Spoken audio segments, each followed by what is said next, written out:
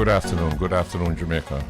This is Jamaica Live. We're on Bridge 99, broadcasting from our studios here in Kingston, Jamaica, but broadcasting as well through Jam in New York. So good afternoon to all of my listeners.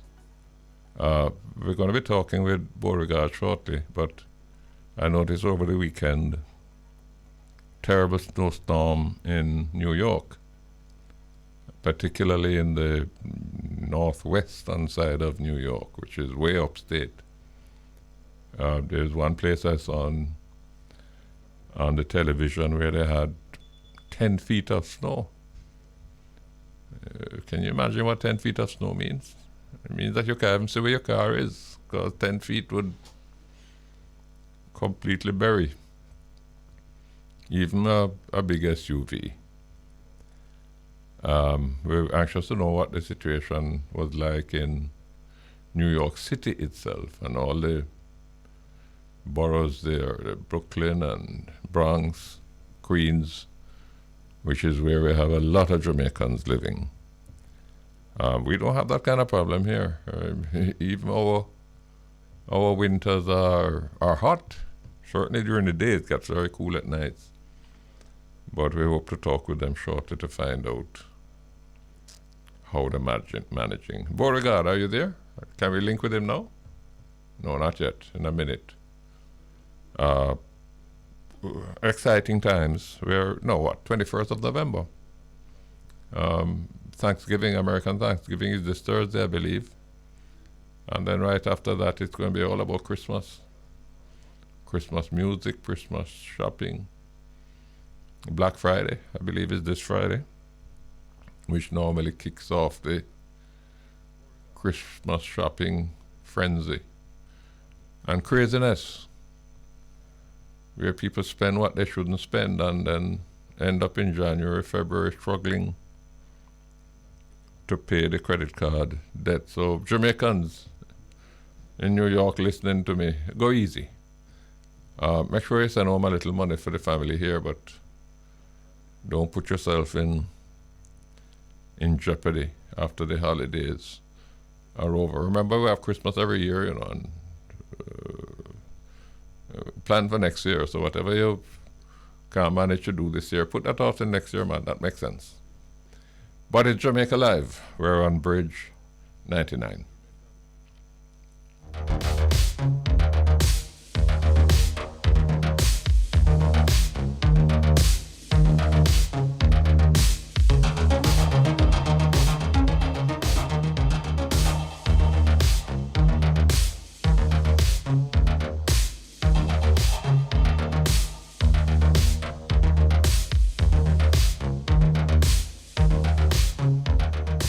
Jamaica Live, Bridge 99. We're doing a program of a somewhat different sort today.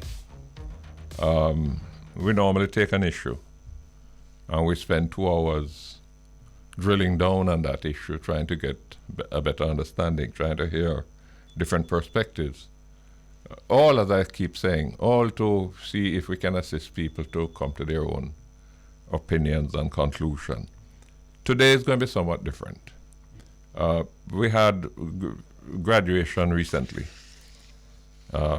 university graduations, where thousands of students completed their degrees, dressed up in them fancy gown and flat hat and received their diplomas. It's a significant point in the lives of those graduates. And today we're going to be inviting a number of them to share with us their own experiences, the difficulties that they may have had to go through, because for some the journey is one of hardship, struggle and sacrifice. University tuition is not cheap. But they've made it. And when I look back at what graduation was like in my time, I graduated from the University of West Indies in 1969. How long ago is that? 43 years ago. No, 53 years ago. I'll give you an indication of just how old I am. But in those days when I went to university, first of all, the tuition was manageable. Most of the cost of the university was paid by the government. And we had to pay some tuition, but it was manageable. It was, affordable. And this is the significant point I want to make, when we graduated, we had such a range of options and opportunities open to us. I remember we used to have job fairs at the university. Used to gather in the auditorium, and all the big companies in Jamaica would set up their booths there to interview graduates, because they were looking for people with skills, with talent, with education. And I remember in those days, we as graduates would go from booth to booth to see what jobs they were offering, what suit us, what kind of pay. And it was so funny that, after you go through 4 or 5 different booths and you talk with them, you then make a decision as to which one you want to work with. And then you would go back to that one and say, listen, I have some good news for you. I have agreed to accept your offer. That was what it was. 50, 60 years ago. These days, it's not quite as straightforward as that. Some university graduates, some of them going to find jobs right away because of the skills that they have, the particular speciality that they focused on in their studies. But I know of many university graduates who, after they graduate, sit at home for months, some of them for a year or 2, before they are able to find a job. And in some instances, and I have spoken with some of these, they do find a job, but certainly not the kind of job for which they were trained, and not the kind of salary that they had expected. They accept lower level jobs because they have bills to pay, they have to live. A lot of it depends, of course, on what you graduate in. People who graduate in engineering, for example, don't have that problem. People who graduate in medicine, I don't think have that problem, although I did hear some time ago that there were medical graduates who were finding it difficult to get jobs. Certainly if you graduate in nursing, you don't have a problem because we're short of nurses. But today when we talk with these freshly minted graduates, we want to get a sense from them as to their own experience, as I said before, what they went through to get this far. What are their hopes? What are their expectations? And more importantly, what impact, what contribution they hope to make to Jamaica's development. We don't have Beauregard online yet. Anxious to talk to him, But in the meanwhile, some time ago, listeners may recall, I had on the program Professor Paul Golding. And it is just coincidence that we both have the same surname, so don't hold that name against him. But we had him on the program. At that time, I think we were discussing the Russian invasion of Ukraine because he had written a column on it, and I wanted to explore his views on that. But today we're going to be pleased to welcome him back to the program to discuss something completely different. Professor Golding is a professor of information systems. He formerly was the dean of the College of Business and Management at the University of Technology. And he has just published a book. Matter of fact, I think the official launch is Thursday of this week. A book entitled The First 21 Years of the 21st Century, Observations from Jamaica. A very interesting title. And we look forward to talking with him to get him to share with us what motivated him, what message is he intending to convey, what the book is all about. So, Professor Paul Golding, do we have him online now? We do. Professor Golding? Good morning. Good afternoon, sorry. Good afternoon. How are you? Doing fine, thanks. How are you? I'm very good. Tell us about this book you have written, the first 21 years of the 21st century, Observations from Jamaica. What motivated it? It is a number of things, like a potpourri of things that motivated it. It had to do with I did history at A levels, and I didn't get interested in history until I did A levels, and I was taught by a particular teacher who had us do a lot of investigations on history and not just to take history as we got it. He kind of motivated us to look at the reasons why, for instance, slavery was abolished, and not just that it was abolished. And it got me interested in history. Another thing that motivated me was my father and his perspective on global events, which he was a Pan-Africanist. I mean, in our house we had pictures of Kenneth Kaunda and Julius Nyerere, and oh gosh, don't remember this other third person name who was really an icon at the time, and of course Marcus Garvey. By the way, are you hearing me? Yeah, man, I'm hearing you well. Okay, fine. So what, with all that history and background, what I wanted to do was to document from our perspective, a Jamaican perspective, versus what I learned in history, which was purely Eurocentric.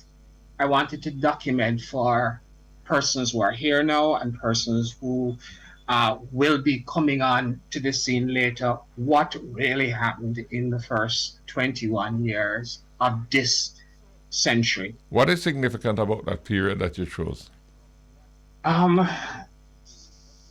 Because there was so much changes that took place, that has been taking place since the turn of the century. The massive technological changes that took place at the turn of the century, for instance, and how it has changed and continued to change what we do, how we are. But at the same time, what I've realized is that a lot of other things have not changed in any significant way. So the book is kind of ambitious because it tries to look at a lot of things. It looks at socioeconomic changes. It looked at it looked at Jamaica, for instance, when we were just moving from 1999 to 2000, and the millennium bug. And then it went on from there to look at how these other technological changes has influenced Jamaica, especially in the early part of the new millennium, how it has changed us socially, primarily that, but we also looked at socioeconomic changes, and we went as far up to COVID-19. So it spans 20 years really, although I cheated a little bit and went into early 2021. So it really captures a lot, and it's not just issues related to Jamaica, but issues related to the global space. There is one issue though that I recall that I didn't cover, was 9/11. Virtually all other major events that took place has been covered in some way. We look at corruption, we look at crime in Jamaica, we look at homophobia in Jamaica and how that has changed or is changing. We look at NIDS, we look at the pandemic, we look at electricity theft, education reform. I mean, uh, just a lot of things that we have looked at. You, In you mentioned earlier the profound changes, technological and otherwise, that have characterized certainly the start of this millennium. To what extent would you say, to what extent was Jamaica prepared for the new century? we were not prepared, you know. I find it difficult to believe that any developing country was prepared. What happened with us is that we deregulated the telecommunication sector, and as a result of that, all other things just fell into place. So with that, you started to talk about the internet and emails. Uh, I remember when I remember in 1993, for instance, I was in New York and we were sending emails, and very few people knew what email was. And I'm talking about in New York City at the time. So the changes were so profound.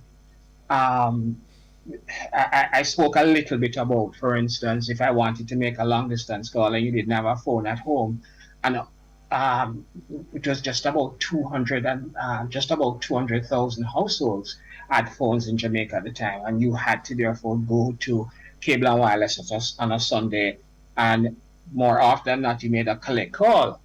And if the person on the other line didn't want to accept the call, you were a little embarrassed because you'd have to hang up the phone and move off. So for us now to be operating in a where a phone is always in your hand and you can make a call at any time you want, and I mean, and you can do social media or WhatsApp or whatever other means, it has really been a revolutionary change between what was happening in the late 90s, for instance, and 2022 years hence. Tell me, given given what you said earlier in terms of our preparation deficit, given the pace of change that is taking place, I mean, mind-boggling. Today's technology in 2-3 years may become completely obsolete. Is it possible for countries like Jamaica to ever catch up? I mean, we're going to move ahead, you know, but will we ever be able to get to the head of the race? I don't think so. Um, I really don't think so. What you have happening is that you have countries at different levels of development. And the countries that are very well developed, they are competing among themselves to continue to remain supreme. So, with that level of competition that is taking place and the resources that these countries have, it is impossible for us to get ahead of the game. We will be able to use these technologies for our own benefit and for our own development, but to catch up and go ahead of the game is virtually impossible for small countries. I think Europe has taken the position that they are not going to be a leader in this in terms of the technology development because US and China, for instance, is moving, and to some extent Israel is moving at such a breakneck pace that they can't catch up. So smaller developing countries with very small economies, very small population, in order for them to catch up or to get ahead of the game, is going to be virtually impossible. But Uh, let me put this to you.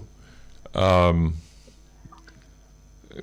a country like Jamaica, we don't have to embrace, we don't have to inculcate all of the technology. I mean, Jamaica don't need to, for example, spend any time trying to understand how you send a spaceship to Mars. Mm-hmm. Within the whole basket, and it is a huge basket, within the whole basket of technology and technologies, isn't it possible for a country like Jamaica to pick out those that can really make an impact on our own future, our own development, pick out those that in some sort of way are compatible with our own resources? The point I'm trying to make is that we probably need just a couple of fixes to really move Jamaica forward. Am I crazy? Not necessarily so, because what Israel has done, Israel has focused on a particular area, which is security. And they have eked out that space for themselves almost. Again, with help from the United States. Now, what we were looking at one stage, for instance, was software development as an area in which we wanted to eke out a space. And I think that's what you may be asking me, in which can we focus on a particular area and be the very best that we can be at that area? And that is entirely possible. The level of impact that is going to have is going to be quite different. But even with software development, which we are looking at, what happened is that India, which has just over 1.2, 1.3 billion people, he eked out a space there also. And it was much cheaper for persons to therefore look to India for some software development than to look at Jamaica for it, again, because our population is not so big that we're going to make a big impression on the global stage. We may be able to make an impression on the local economy, but what we want really to do is go beyond the local economy. Because population size does matter in these things. You'll find that the countries that have far bigger population, they are able to leverage economies of scale, which we don't have. My humble opinion on all of this is that we will have to be, if we want to remain relevant, which I think we will be, is to be able to adopt these new technologies quickly and leverage them. But for us to say that we are going to make an impact in any one of these areas, I don't think so. There are other persons who may differ on this. Well, let me suggest, tourism, for example, has proven to be not only one of our strongest parts of the economy, but also very resilient. I mean, it recovers quickly from setbacks and so on. And there are other areas that I want to put into that. What if Jamaica were to decide, now look, we don't want to be the best in the world in everything, but we're going to so configure our tourist industry that Bahamas draws, I think, 5 million tourists a year, more than we do. We want to bring in 10 million tourists a year. We have demonstrated that we are the sprint champions of the world. We are going to now provide training facilities for the athletes of the world, not just for our own Shelley and Fraser Prices and Usain Bolts. We're going to have people coming here from Europe to train here because we are the best in that sort of business. Our health care, I mean, if you look at what countries like Turkey have done in terms of providing health services for foreigners, we are going to provide some facilities where the person in Minnesota who has to spend months recuperating from some major kind of surgery, and to do so in the cold climate of Minnesota in the winter, come to Jamaica because we will provide you with that care in a much better environment. The point I'm trying to make is if we could do some spearfishing and say, now, in these areas, we believe that we have the capacity to do well, and to attract business from the rest of the world, and really focus our energies there. Am I making sense? Yes, yes. But you're not looking here strictly on technology. You're looking at being able to decide to focus on a particular area in our economy, let's say tourism, or let's say sports tourism, and to make an impression in that area. And I think that's entirely possible. And what we would therefore be able to do is to build whatever technological capacity around that area. And I'm saying with that approach, I'd be saying a resounding yes on it. Isn't that what Singapore did? Yes. I mean, Singapore sort of picked certain areas and said, we're going to develop the expertise there. And that is Yes. what is going to drive people to Singapore, because we are the best in that sort of business. I think there are areas in our creative space in which we should be looking at in doing that, and sports is definitely one of those areas. Um, we should be looking at having music, for instance. I'm a I'm a fan, a rabid fan of Bob Marley, and I think that Bob Marley, for instance, should be studied like a Shakespeare. Uh, uh, there is enough persons, not just outside, but for inside of Jamaica, in which we should be teaching what he has done and what he has contributed, and the essence of the music and his writing to the world. I think that should be an area. Marcus Garvey as a Pan Africanist, um, and our, especially in sports, we have overperformed, if you want to put it that way, in sports. We are a dynamo in sports to be such a small country, and we have to look at ways of leveraging it, not just for us to be sprinters, or whatever discipline that we are in, but for us to be able to then say to the rest of the world, okay, we can accommodate you in getting this done. We just know, though, that at the end of the day, we may at the same time be diluting what we have, but that's all a part of progress. Tell us a little about the launch of your book. When is it? Thursday? Yes, the book will be launched on Thursday at UTech at 5 o'clock. Um, it is open to the public. The book itself is available in hard copy, and you can purchase it online at on at Amazon, for instance. You can purchase it. You can come to the launch and have it autographed by the author, of course, and purchase it there. It can also be on Instagram. You can go to I am Paul Golding, and you'll be able to click on a link, and you'll be able to purchase it. So you can purchase it on Instagram at I am Paul Golding. You can purchase it on Amazon. You can come to the launch on Thursday at 5 p.m. at UTech Lecture Theatre 50.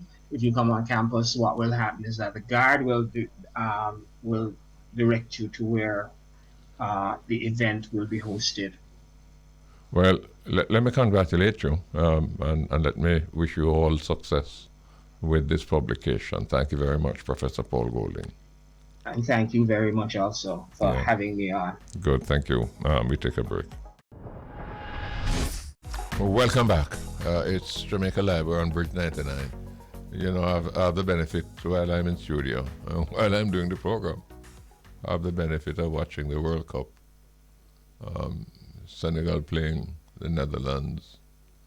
75 minutes gone and still 0-0. A World Cup plagued with all sorts of crises. I still have great concern about how Qatar came to win the selection for this year. And of course, there are all kind of rumors. Jack Warner, for example, I heard over the weekend that his appeal to the Privy Council to avoid extradition was was dismissed, and therefore um, it's now up to the Trinidadian government whether or not they're going to sign that extradition order for him to face trial in the United States. And part of what he's charged for has to do with Qatar being selected for the World Cup. The kind of restrictions, no alcoholic beverages in the stadium. Um, I believe that when we're talking about international games and we're talking about who should host it, the world should not be required to conform with the cultural practices and the peculiarities of the host country. The host country must conform to what the world requires. That's why it's an international tournament. And Qatar should never have been in it. Particularly because they're relatively new to the World Cup. It's just the other day that they started playing in World Cup. Then how you get a chance to host the World Cup in such a short space of time. Anyhow, Senegal, Netherlands, 0-0 up to 77 minutes and 28 seconds of the game. We will continue to watch that. As I indicated before, today we're going to be focusing on we had Professor Paul Golding earlier on talking about his book, which is to be launched on Thursday. And I encourage all of you who have an interest in current affairs in terms of Jamaica's journey to achieve the kind of development that we want. I encourage all of you to go out. It's 5 o'clock at the University of Technology. Today we're going to be talking to some recent university graduates. We want to hear from them about their experience. So much of the future, depends on these young people. So much of our hopes and aspirations will be determined by the extent to which they perform, the extent to which they are exceptional. Just kind of pull us from behind the pack and to get us up to the front of the line. And our first guest is a very interesting one, Mr. David Salmon. He is the Rhodes Scholar, this year's Rhodes Scholar. And you don't become a Rhodes Scholar just so. You'd have had to achieve a high level of academic excellence. He's now at Oxford University, and that's where he's joining us from. Mr. Salmon, welcome to the program. Greetings, Mr. Golden, and good afternoon to your listeners. How are you? My congratulations on the Rhodes Scholarship. Thank you very much. And I'm actually at Cambridge now, not at Oxford just yet. Oh, I see. Okay. Tell us. I saw a photograph in the paper of you and your mother. I know nothing at all about you. I know nothing at all about your family. But tell us, what was the journey like to get to the stage that you are now at? Was it fairly easygoing? Was it a rough experience? Were there huge sacrifices that had to be made? Or did the success just come naturally? Well, it was a long journey. It started from very early in my life. As a matter of fact, it started even before I went to high school. I remember growing up, my grandfather, who helped to raise me as well, in addition to both of my parents, he had said something that I had never forgotten, and it was that the words can't or cannot do not exist, so that I should remove that from my vocabulary. And since then, those words have guided me throughout the years, throughout prep school, throughout high school, and throughout university, because it has allowed for me to pursue avenues and pursue opportunities unencumbered by self-doubt. So I can recall that my first CSEC subject that I did was in third form in CSEC economics in 1 year. And that was the year after my grandfather had passed away. But in preparing for that course, I just kept remembering hearing those words from him that, the words do not exist, remove them from your vocabulary. And since then, it has always accompanied me ever since. So when I started, for instance, student leadership as deputy head boy for Woolmers, or when being president of the Jamaica Prefects Association, or even writing for the papers as a columnist and a news reporter, it has always resonated with me the importance of not being hindered or blocked by any sort of inhibitions that are triggered from believing that I'm not able to do something. So I would say that the journey has been an interesting one. It has its ups and downs, it has its challenges, but I'm happy that in the end I overcame and I continue to have the support of my parents, and that I can speak so highly of the journey and the lessons learned along the way. What high school did you go to, David? I went to Wilmers Boys School. Tell me, well, the question I'm about to ask you may not be particularly relevant in relation to Woolworths, but one of the concerns that I have is that, we're all born equal. But the truth of the matter is that there are some persons, in the same way that there are people who are gifted culturally. They can write songs and they can sing. I can't sing. There are persons who are gifted in the sense that they just have a natural talent for football or for cricket. I also believe that there are young people who are particularly gifted academically.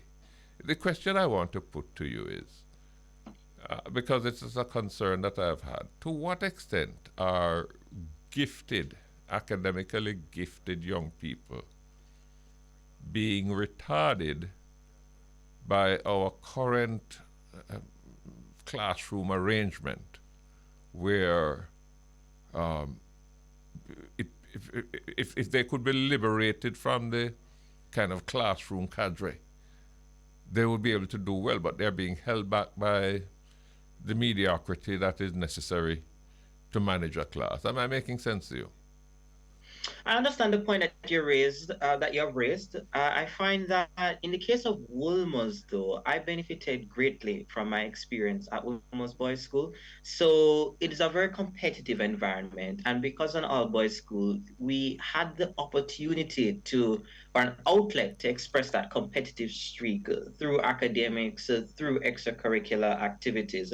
I also benefited greatly from my lecturers who would have informed, or my teachers who would have informed me and helped me with the analytical skills and ability that would have helped me going forward. So I can think of particularly my literature teachers, Miss McCleary, Mrs. Leo, Mrs. Goburn, and also my economics teacher, Mr. Gilbert, Selvin Gilbert.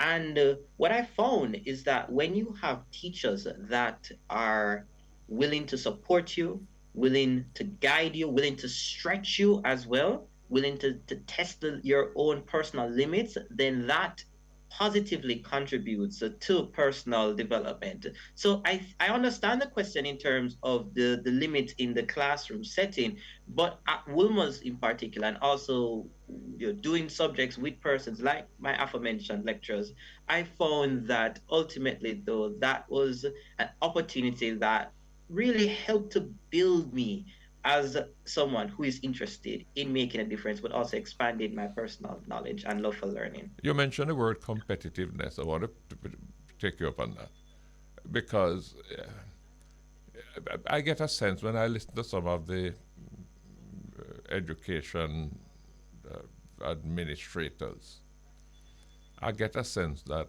competitiveness is a bad thing. When I went to school, if you didn't do well, you were embarrassed. If you came right on the bottom end of your class, you feel shame. I get a sense when I hear some of the people today that no, that puts so much psychological stress on the student. Uh, Student must be made to understand what failure is. Am I right? I agree. There's nothing wrong with failure. Just try better next time. It is a kind of appeasement for lack of effort, lack of application. And I'm longing for the day when the classroom again becomes competitive, where, if you're not doing well, no girl won't go with you to the movies. I see that in society, or at least there's been a recent trend where the idea of not demonstrating academic prowess or demonstrating academic prowess is increasingly being frowned upon in popular culture. But at Wolmer's, competition was encouraged. And when I went to my alma mater after I received the Rhodes Scholarship, I even spoke to many of the students there, imploring them to demonstrate that sort of competitive edge or competitive streak at the school. So, for instance, we have our Blue Report system at the school, which really commends and highlights students who do well. So, students who get 85 and above and get a certain number of A's are highlighted in the upper tier. Lower tier has a different category. Letter of commendation has a different category. And there are also incentives that are attached to doing well at the school. So competition was encouraged at Wolmer's, is being encouraged at Wolmer's, and I think it is an important part of building quality graduates. And just going back to what I shared earlier, it would have positively benefited me as a student going through the years at the school. Tell me, what are you going to be studying at Oxford? The goal is to do a DPhil in international development. And what do you hope to make of that? Well, from there, I'm interested in working internationally at one of the international governmental organizations, getting the necessary skill set and experience so that I can come back to Jamaica and be a part of a public sector body, whether it be the Development Bank of Jamaica or any other body that deals with forming policy that impacts the development of industries such as agriculture sector. So it's looking at, so my next step really is completing the PhD, getting that international experience so that I can carry that international experience back to Jamaica and impart that in the institutions I join. We lose we lose a lot of our graduates, our university graduates. The last time I looked at some numbers, and I'm not sure about the source of those numbers, but it was said that we lose as much as two-thirds of our graduates migrate. Uh, how do we fix that? We can we will not be able, not in the short term, we're not going to be able to compete with the kind of rewards, the kind of emoluments that the developed world offers. Um, but what can a country like Jamaica do to reduce that outflow, to get more of our graduates to remain in Jamaica? Because so much was invested in them, and there's so much that they could contribute to really getting Jamaica moving forward. How do we approach that particular problem? Well, I think we have to approach it both at looking at a case of supply and demand. So, what do I mean by this? Looking at what are the graduates being produced, what are the new industries and the skill sets that are demanded by the new innovative industries, and how can we train our workforce to match those skill sets, as well as develop a more diversified economy that can support different educational backgrounds or focus areas of our graduates.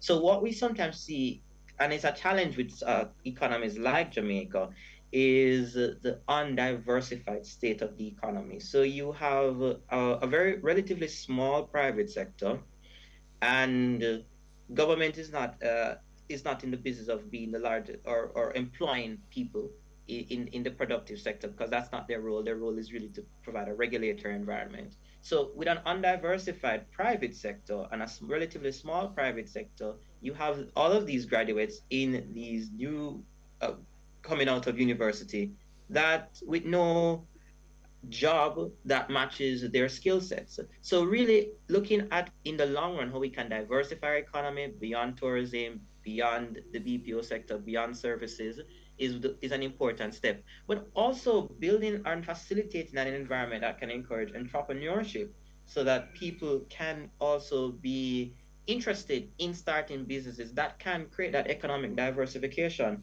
I as a reporter, when you interact with the small business owners, they will tell you that access to financing is such a big issue for them, even when support is given.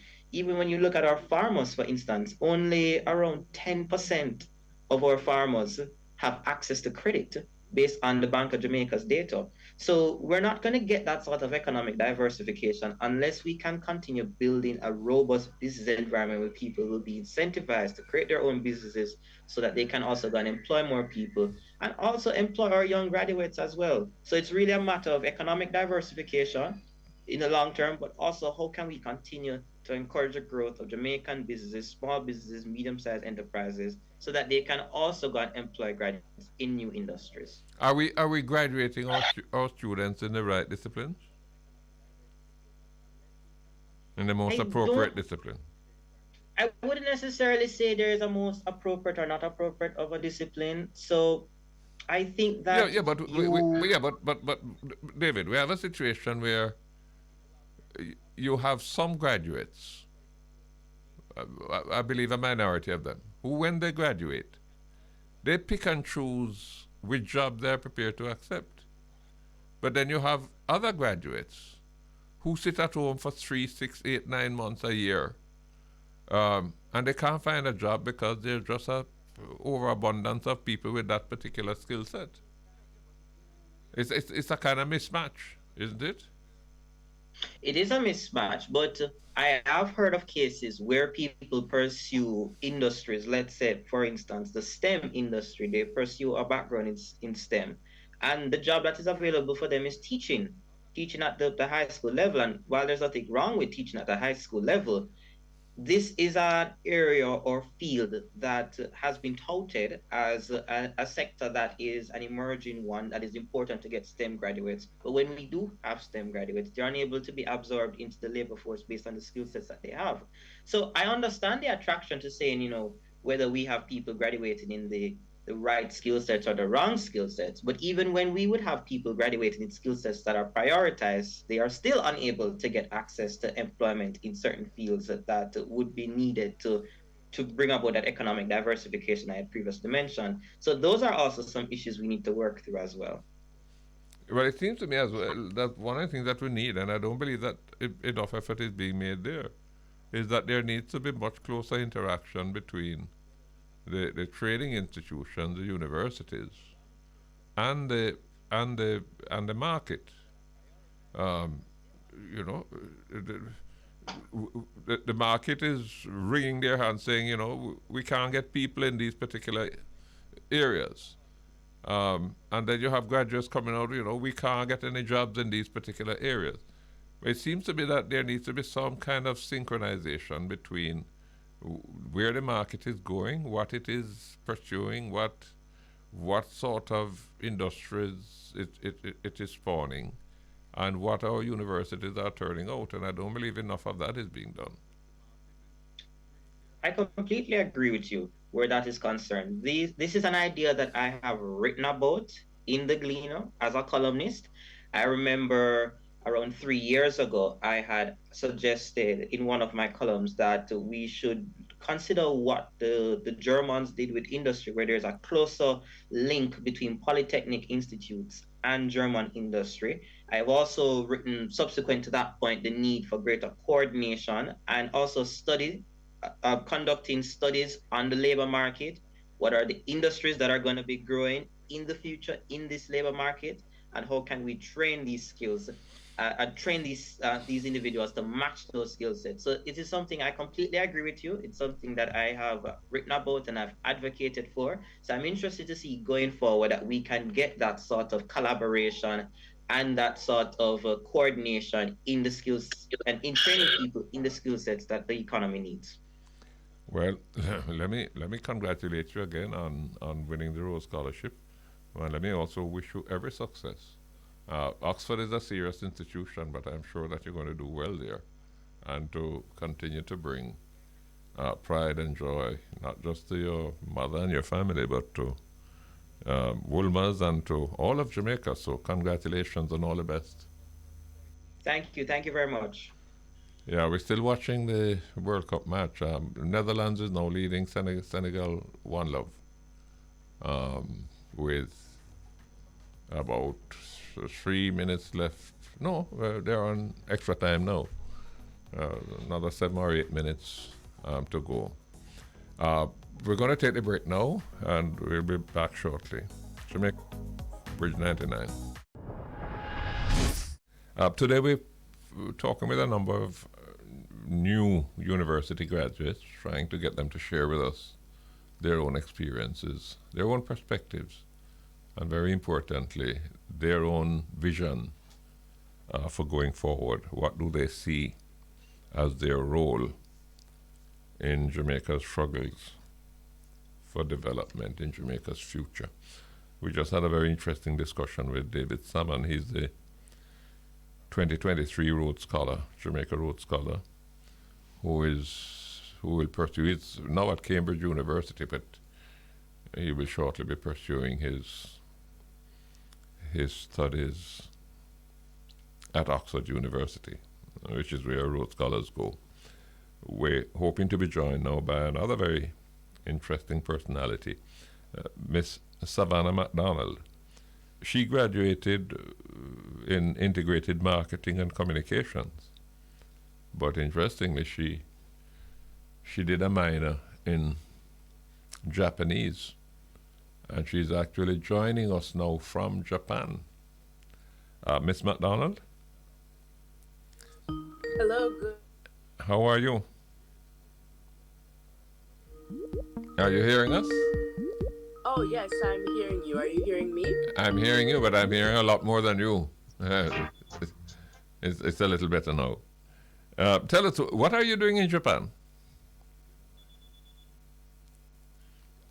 We seem to have lost English as a second language teacher. Savannah? Oh, yes. Are you hearing me better now? I'm hearing you much better now. How are you? I'm good. You? I'm good. What are you doing in Japan? So I teach English as a second language to Japanese students, elementary students, and junior high school students. I also have special needs education classes here. So what sparked your interest in learning Japanese?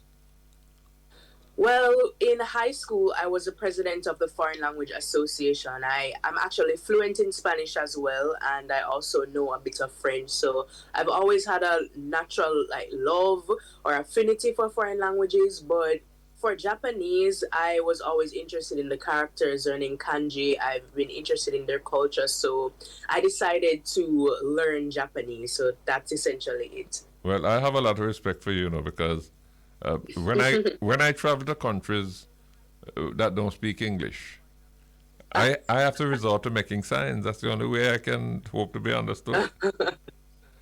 So tell me, what high school you went to here?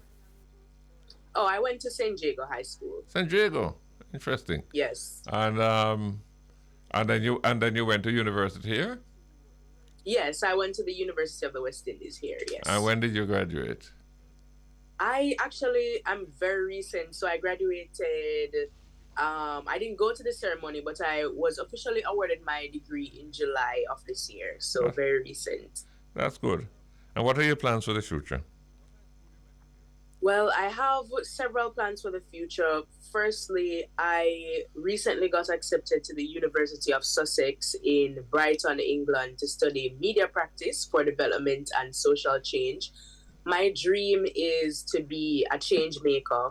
Essentially, I want to give back to Jamaica, but not just Jamaica, but overall in the world. I want to see change in areas like period poverty that affects a lot of women on a large scale. I want to develop special needs education in Jamaica. I also want to contribute to diabetic research in Jamaica. I was actually diagnosed with moderate onset diabetes of the young. So, diabetes is actually something that I want to be involved in terms of the research aspect. I think that it's sometimes overlooked in terms of young persons, and there's a stigma that you can only get it because of poor diet habits. But the hereditary aspect of it sometimes is often overlooked. So I want to come back to Jamaica and I want to give back in those aspects. I want to have my own foundation here in Jamaica where I sponsor underprivileged or vulnerable youth. And I believe that when I go to Brighton, England and study media practice, that will give me the edge to develop my own skills so that I can come back to Jamaica as well as in other parts of the world to help other persons, So that's something that I hope to do. Right now, my journey in life, my chapter is in education in Japan. I am not even just a teacher here, but I'm also a cultural ambassador. So I talk about Jamaica in almost all my classes because this is also a cultural exchange, letting them know that in Jamaica, this is how we do things. So I hope that in the future, I can continue to be a cultural ambassador for Jamaica anywhere that I am. Hopefully, God's willing, I get enough funding or I get scholarships for this degree program so that I can see this dream that I have for myself and Jamaica fulfilled. Well, you have laid out a very tall and impressive agenda. Tell me, what was it like getting this far? Was it, plain sailing? You had to apply yourself, or was it rough? Were there setbacks that you had to overcome? Yes, there were a lot of setbacks that I had to overcome. Apart from being, diagnosed with diabetes at a young age and having to deal with diabetic complications sometimes before exams. I come from a low-income household. My father actually lost his job during the COVID-19 pandemic. So actually, I am a Sagicor scholarship recipient. And if it wasn't for that Sagicor scholarship, I honestly don't know how I would have made it through university because things were really tough in my household, with my father and everything. So that's some of the things, low income household, my diabetic diagnosis and all of that, just going through mental health setbacks because of the pandemic. You're at home, you're not really interacting with persons and all of that. So I just try to put my trust in God and just work towards my goals. I don't have a lot of money, but I'm trying and I'm trying to get to, that end goal of doing my master's in England and just, making my family proud. Well, I see the emotion. Yeah. And I hear it in your voice. Do you have siblings? No, I'm an only child. Oh. Yeah, I'm an only child. The one and only. Yeah. Now, tell me, what was it like? For example, when you were choosing your study courses at the university, Yeah. what did you have in mind?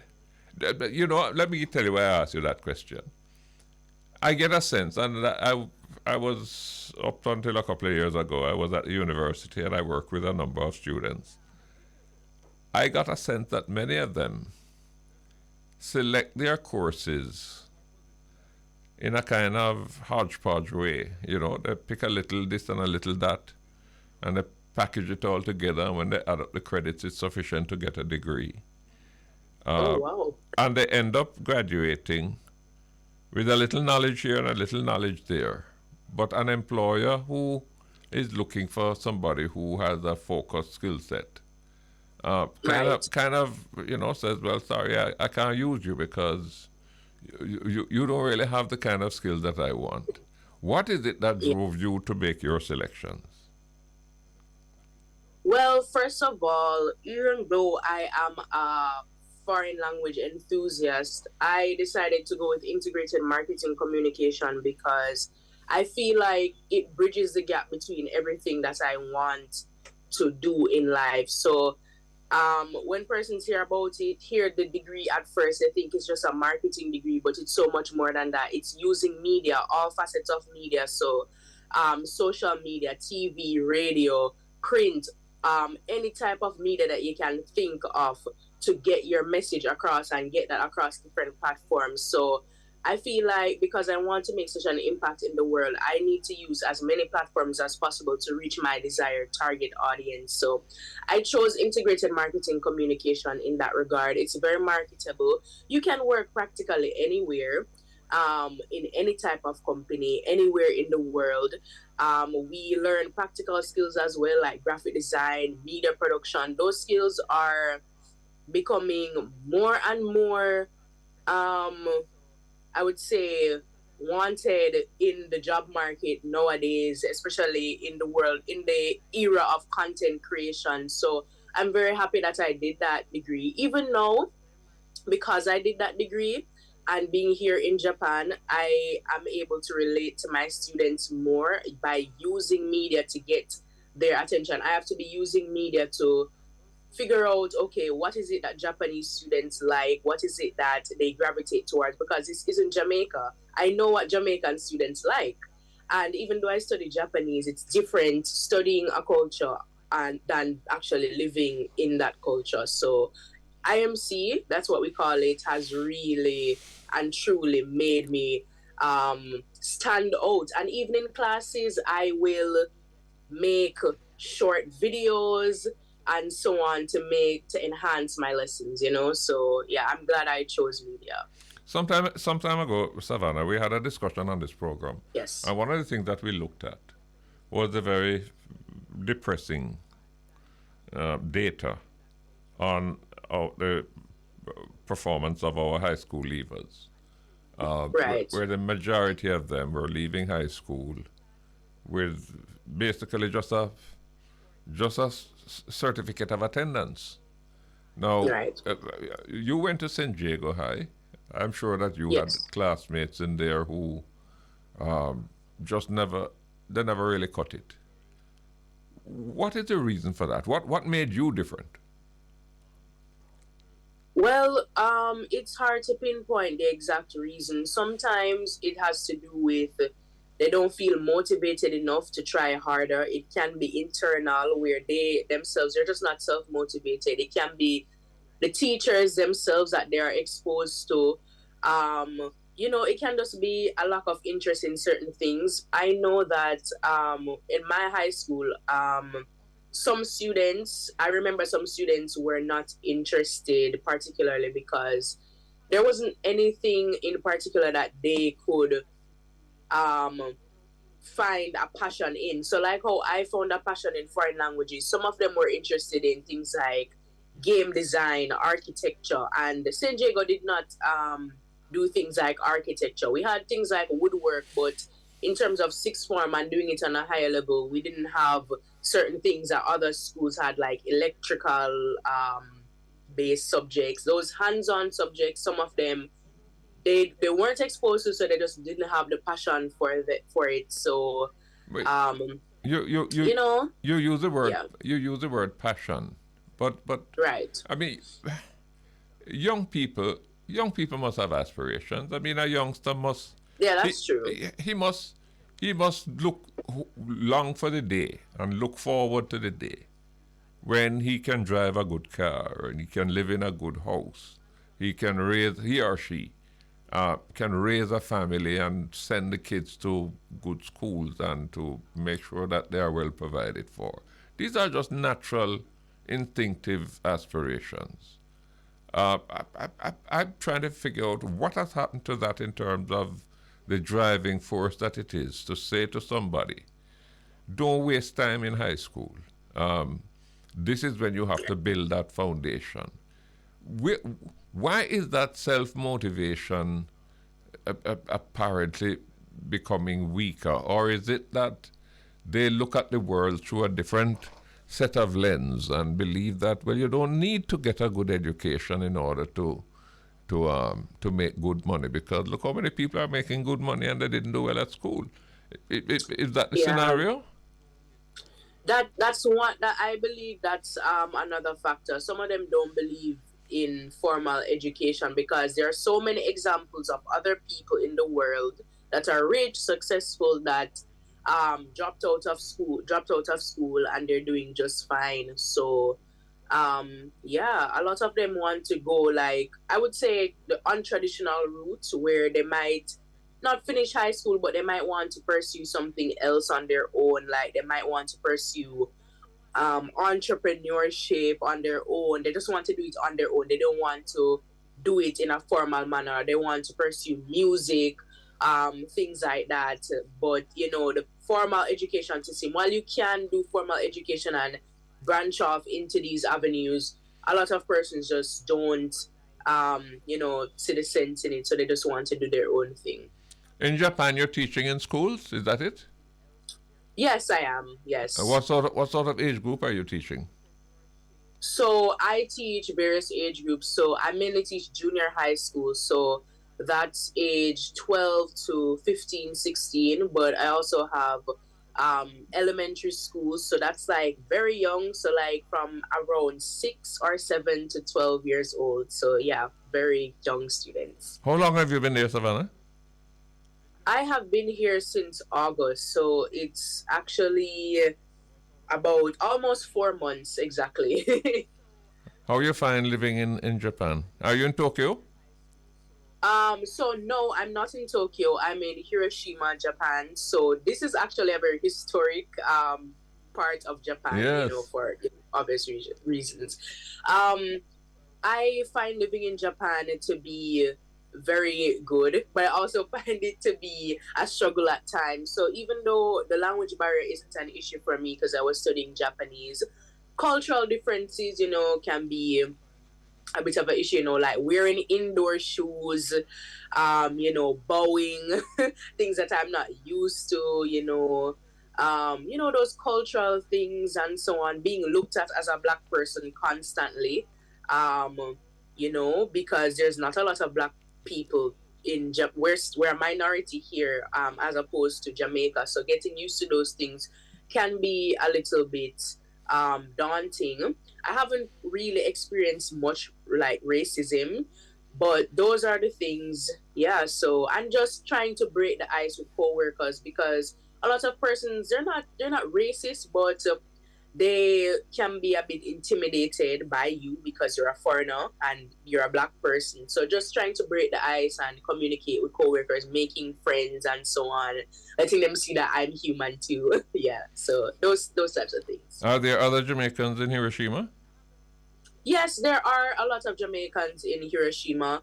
So we actually have like a Jamaicans in Japan group because the diaspora here, the community here, it's of course not as large as America, UK, or Canada, but we do have a group where we help out each other.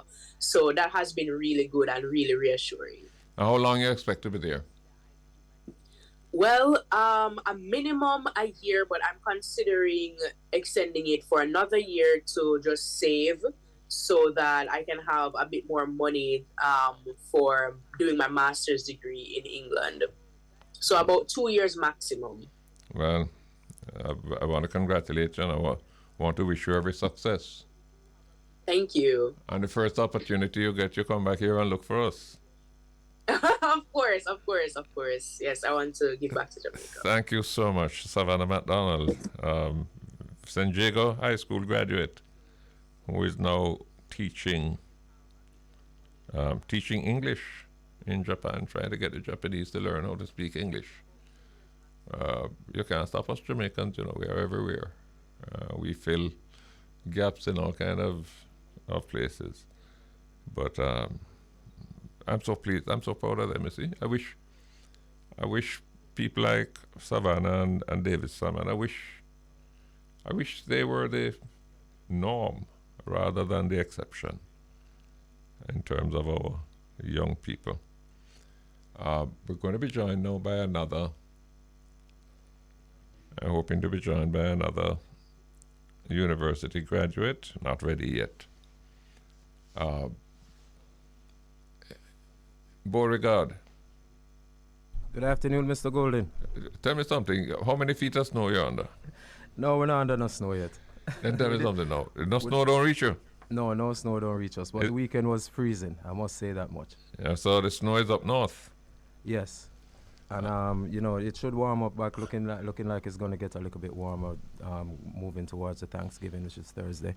So it should be much better than it was over the weekend. What was the temperature in New York City like over the weekend? It was in the 30s, the lower 30s. Yeah. So a lot of people. It was very cold for much of us. And moving towards Thanksgiving, they're saying it's going to move up into the low 50s. So that should be a little bit better for those people who are traveling. We're looking forwards to about 50 million people traveling all across the United States this Thursday. So Thanksgiving is a big event, no? Yes, it is. Mostly families and friends get together. People who we haven't seen in a very long time, especially for the fact that the pandemic was just over with. But it will be all worth it because some good pastimes people can catch up on. One of the biggest pastimes is football here in the United States, and one of the biggest games will be played on Thursday between the Dallas Cowboys and the New York Giants. So for football fans, they'll be looking forward towards that. And also World Cup started yesterday, so there'll be a lot of soccer action taking place on Thursday. I believe Brazil will be rolling out this Thursday. Yes. Who are you going with, Mr. Golden, for the World Cup? I wait until I get into the quarterfinals. Play it safe. Yeah. So tell me, are the Jamaicans over there, are they into Thanksgiving a lot? Yes, a lot of Jamaicans over here are into Thanksgiving. It's something new for people coming from the islands, coming here to the United States. So, you find that a lot of people do partake. A lot of Caribbean folks do partake. The menu might not be the same for a lot of people, people from the Caribbean, they'll stick to their Caribbean menu, while some will also try the turkey, which is the American tradition. Yeah, but the turkey may have to give way to some curry goat. I'm telling you. Well, Yes. nice to hear you, and keep warm. Yes, sir, I'll do that. And have a good Thanksgiving. Thank you. Yeah. Any luck? No luck yet with Jahmel. Jahmel Brown, that's the person we want to talk with next. He's a public policy and management graduate. Studied public administration, and he was supposed to join us round about now. Having a little difficulty finding him. But just talking with Savannah McDonald, who is teaching English in Japan, reminds me of the fact that we Jamaicans, we can be found everywhere. I saw an image on the television some time ago of a Jamaica jerk restaurant in, I think it was North Dakota, a place where we don't really have many Jamaicans. And I remember some years ago, I was attending a conference in Nairobi, and the Russian delegate was speaking, and he was speaking in Russian, and of course you have to put on your headsets to get the translation in English. And the more that I listened to the translation, is the more I picked up a kind of Jamaican inflection. So when we broke for lunch, I went round to the interpreter's room to ask if there was anybody there from Jamaica, and one lady said, me, I'm here. And in talking with her, it turned out that she was from Port Maria, that she had studied languages and was now employed to the United Nations, because it was a UN-sponsored conference, to do translation. And she translated Russian to English, English to Russian, and she also translated another language. I can't remember which one that was. But we have a lot of good, talented Jamaicans all over the place.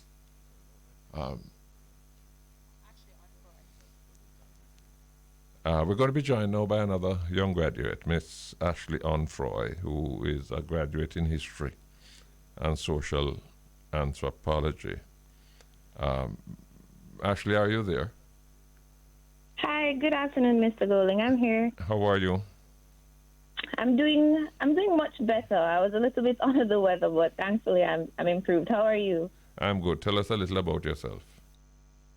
Well, as was mentioned, my name is Ashleigh Onfroy. I'm a recent graduate procuring a Bachelor of Arts in History and Archeology with a minor in Social Anthropology from UWI Mona. I was also, I'm a graduate of the St. Andre High School for Girls, where I spent 7 years, and there I was the head girl as well as involved in many other school activities. In my spare time, I do a lot of volunteerism, and in the future, hopefully I'll be able to professionally be a historian, social anthropologist, and a diplomat for Jamaica. Tell me, what was it like? What was it like in terms of the journey? Was it just a continuation of your high school experience, or was it particularly challenging? Were there difficulties that had to be overcome? There were several difficulties. In fact, for most of my undergraduate university experience, it felt as if I had to constantly prove my academic worth to a large cross-section of persons, because many people were not very supportive of my choice of study. You know, constantly persons said things like I was wasting my parents' money coming to university to study history, and a bright girl like me should do law or something else that was worthwhile. And I just had to try my best to keep my head above the negativity and pursue my passion, because I knew definitely what I wanted to use history to do.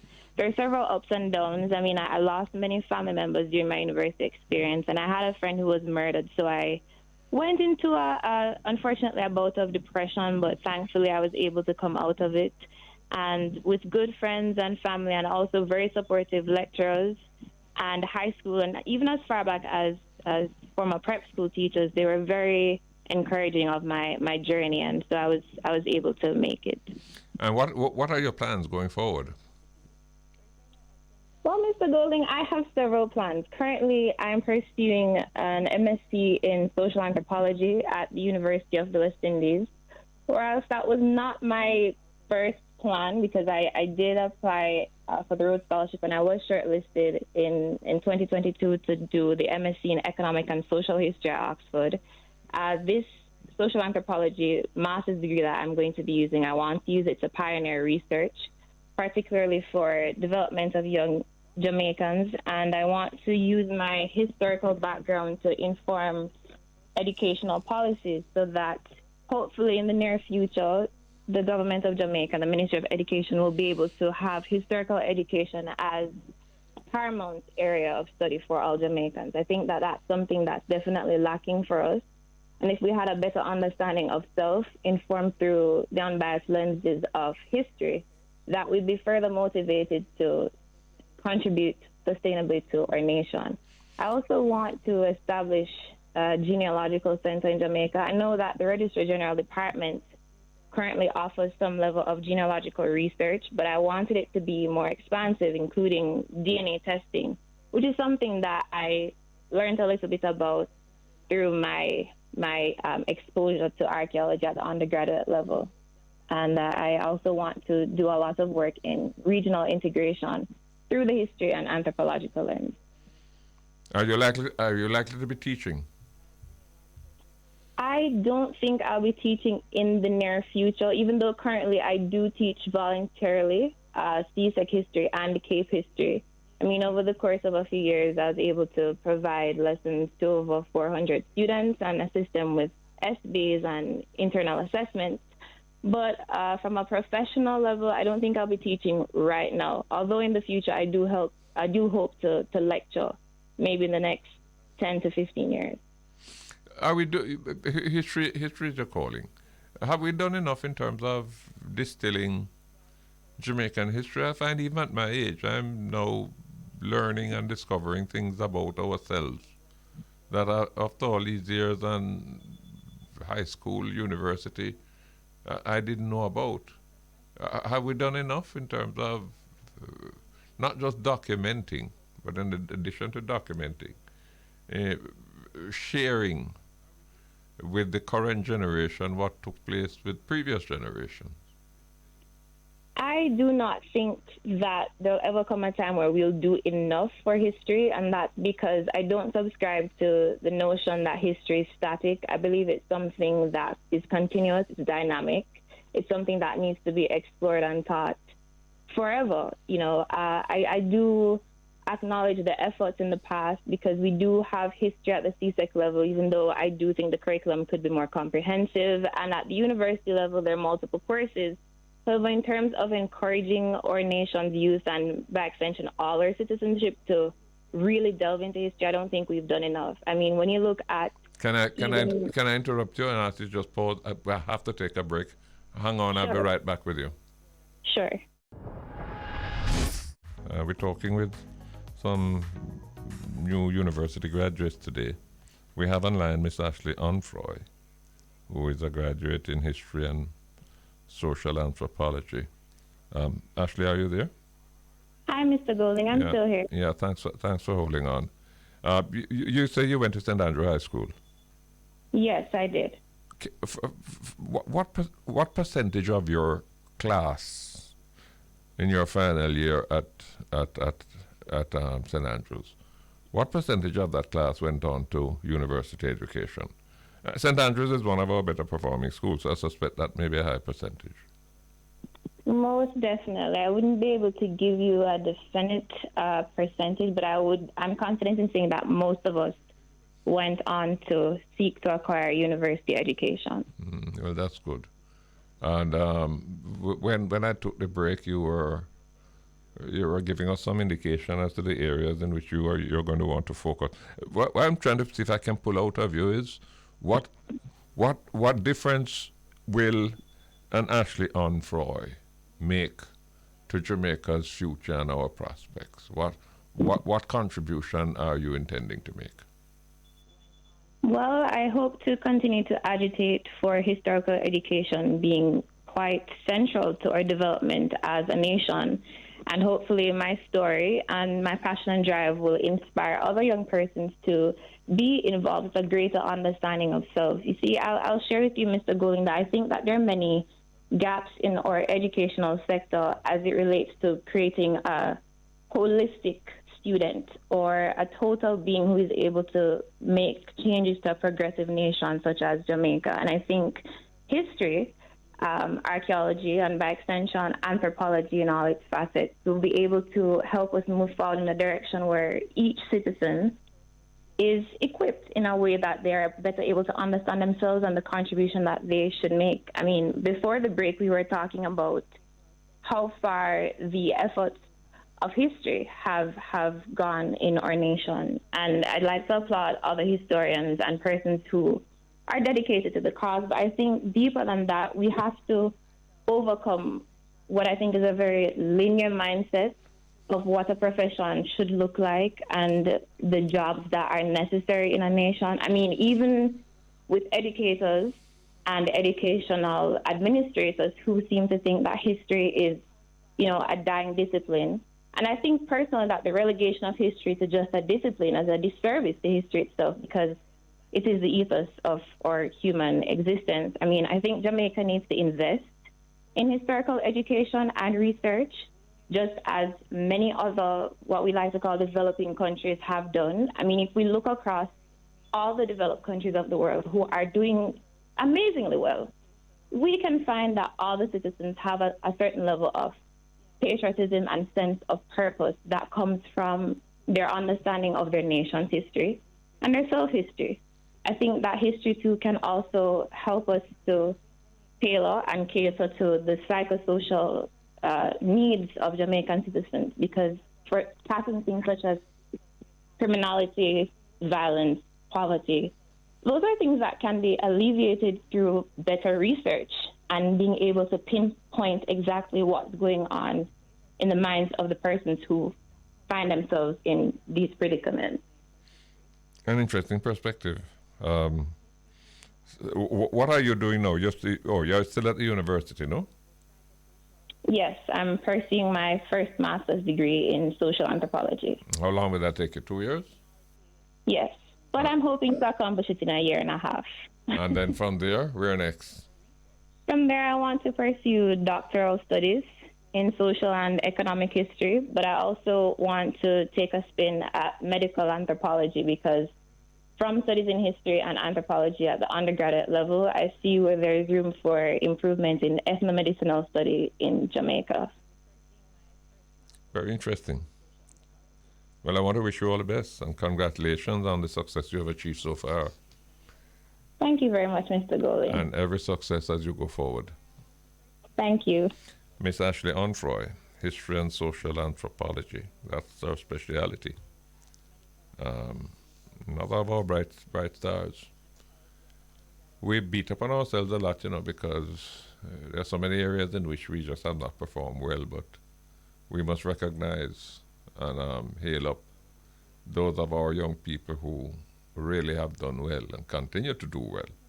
I mean, look at Savannah McDonald, a young Jamaican, teaching English in Japan. And earlier we had spoken to David Salmon, who is the 2023 Rhodes Scholar. All doing well, all making Jamaica proud. There's one more graduate that we're hoping to talk with. We're having some difficulty in making contact. Let's take a break. Come back in a short while.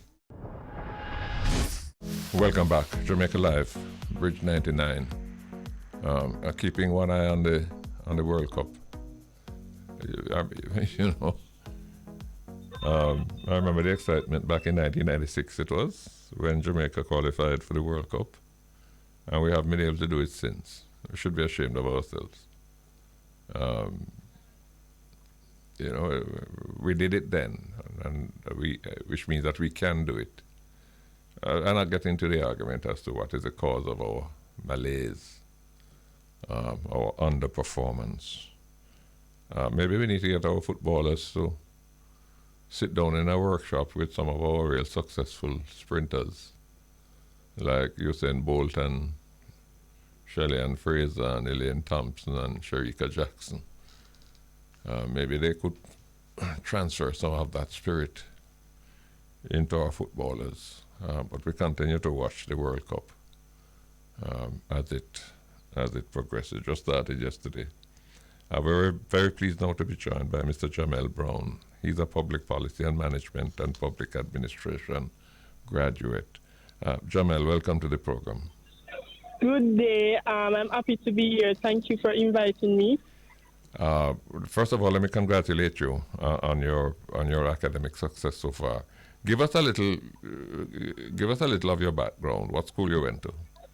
Okay. My name is Jahmel Brown. I am coming from the Tarrant High School. That's a non-traditional high school off Mullines Road, and I'm from the community of Tower Hill. That's beside Waterhouse, and I'm coming from a very complicated, also we have to fight to reach this level of success where it wasn't easy, but I had to put in the work consistently. I had to go after what I wanted because, yes, I have parents that believed in me, but at the end of the day, to reach my level of success, I have to have that persistent, that drive to push myself beyond the limits that was placed on me in society, per se.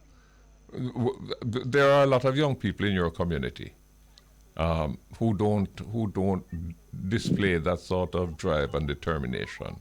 What made you different?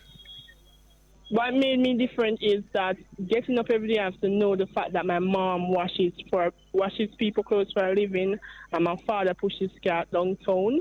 So that motivates me to use a lot that they would have given me to go to school.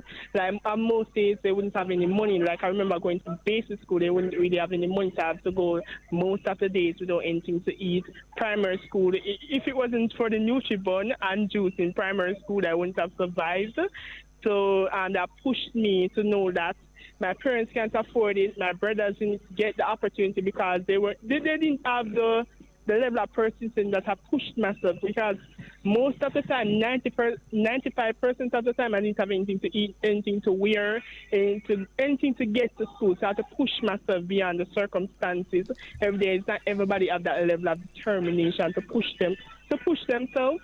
beyond just to acquire that greatness. And sometimes it's not guaranteed if you do. So I have to keep on pushing myself and remind myself that my parents are counting on me to do good in school and to get a better life that I can, in the end, provide for them and to be the one of the better persons out of my family to have gained a college degree. I can't help but pondering though, Jahmel, that there are so many young people in Tower Hill and in several other communities across Jamaica who have the same kind of challenges that you are sharing with us. But they somehow have not been able to find the motivation that you found. I'm still trying to see if I can figure out what made you different. What made me different is like every day, like for instance, where I was going, like for instance, when I was going to primary school, I would have gotten up every day knowing that I wouldn't have anything to eat, any lunch money to go to school. But I have that one uniform because every year my parents would buy that one uniform, that one bag, that one shoes, because they couldn't afford the 5 uniform or the 3 uniform or the 2 uniform, just the one uniform, the one bag. And most of the time that one bag would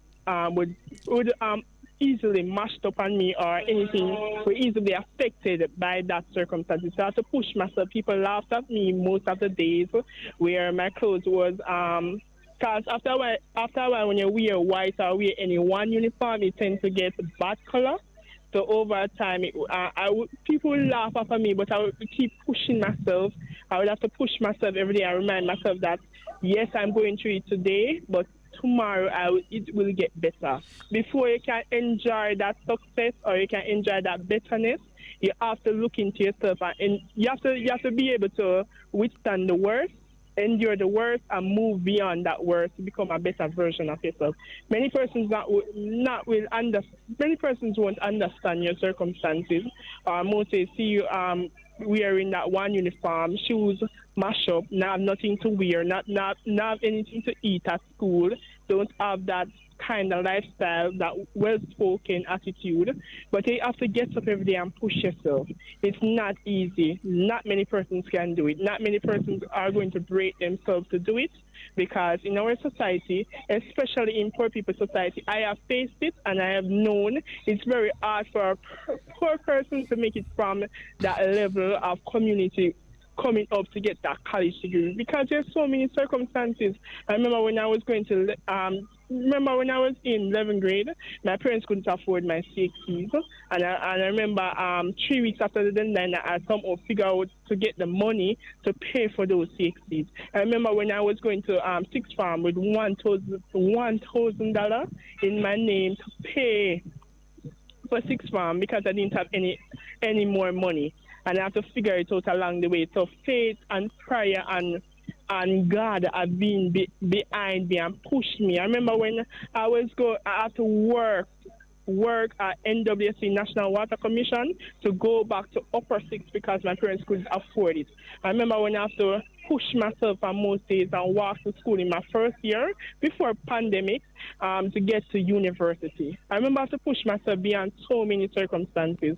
I remember I didn't have the clothes, I didn't have the money, I didn't have the food, but I know I had to figure it out. Not many persons can do that, but at the end of the day, you have to know what you want and you're going to push yourself to go after what you want. What high school did you say you went to? Tarrant High School. Tarrant High. Is it Tarrant? Yes, Tarrant High School. Yes. Yes, Tarrant High School. How many other students in your cohort, in your final year at Tarrant, how many of them went on to university? I would say 5, but in that 5 it dwindles. So in that 5, many persons didn't make it. But I could say out of that 5, I would say 4, because some of them are still continuing university right now, figuring it out and paying for university and will graduate next year. So I would say roughly 4 of us made it to university, and just me graduated this year, along with a previous cohort. Her name was Crystal Bell. She was previously featured in the newspaper with her mother's stall in Archeology. she was previously assigned high school, but in a different cohort. I see. And what are your plans going forward? What do you plan to do now, next? My plan now is I'm still pursuing my master's degree. So that's my plan now. So I'm pursuing my master's degree, and then after that, in the between of doing that, I will find jobs and different things that I can do that can benefit not just me but also my family. Well, you did your degree in a very important area, public policy and management and public administration. Because I always been fascinated by that area where persons have been affected by policies that are not working in our society. And I always wanted to be a future politician, but before that, I want to be a policymaker.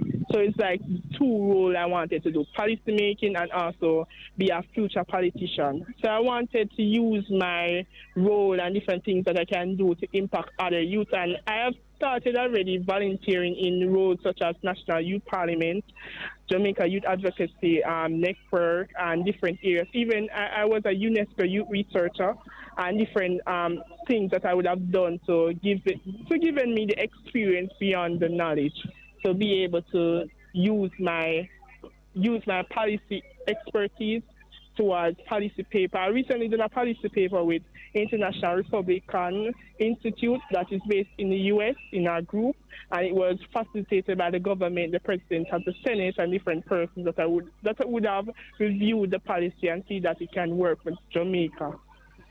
Well, you shared with us your own experiences and the difficulties that you had to overcome.